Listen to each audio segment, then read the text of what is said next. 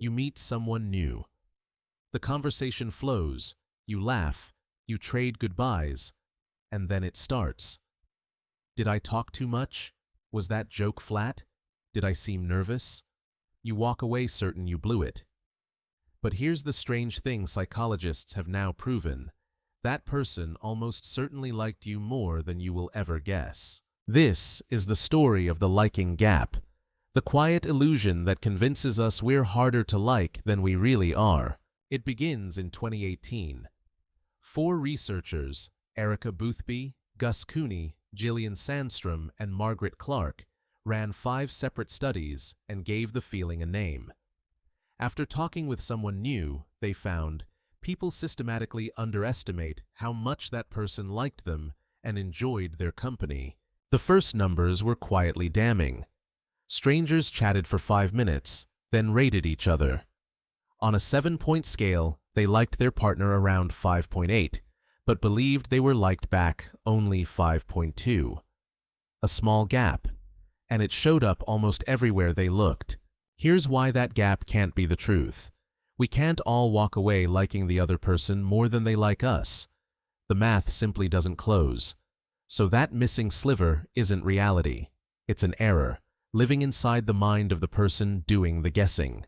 And it isn't that we hide our warmth. When strangers later watched the tapes, they could reliably read who genuinely liked whom. The signals were right there on everyone's faces. We just refuse to believe them when they're aimed at us. So, why the blind spot?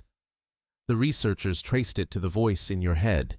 As they put it, people can be their own greatest critic. But what's hard to see is that others don't share that same harsh perspective on our faults. And this is no act of modesty. Offered $100 to guess accurately, people still lowballed how much they were liked.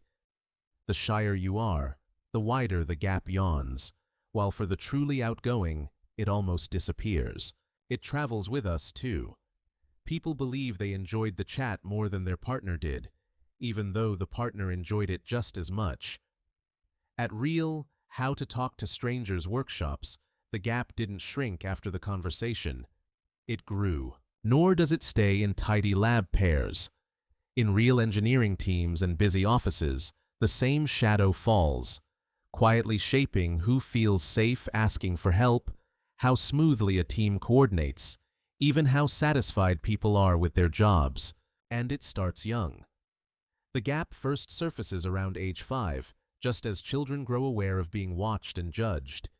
In a 2025 study, preschoolers assumed their most liked friends liked them back less than those friends actually did. Which brings us to the newest turn.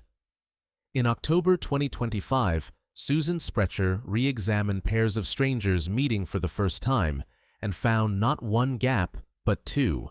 A perceived gap. You think you like them more than they like you. And an actual gap where you undersell how much they genuinely do. Both held up, study after study. And both point the same way. The thing standing between you and being liked was never the other person's coldness. It's your own self-judgment, an inner critic so loud it drowns out all the evidence that you are, in fact, already liked. So the gap is real. It starts in childhood, follows us into our friendships and our teams, and in 2025 it's split in 2. But every version of it blames the same culprit, and that culprit was never them. It was the critic in your own head. So next time you walk away from a conversation braced for the worst, remember what the data actually says. You were liked more than you knew. If this shifted how you'll see your next hello, stay a while. There's more where this came from.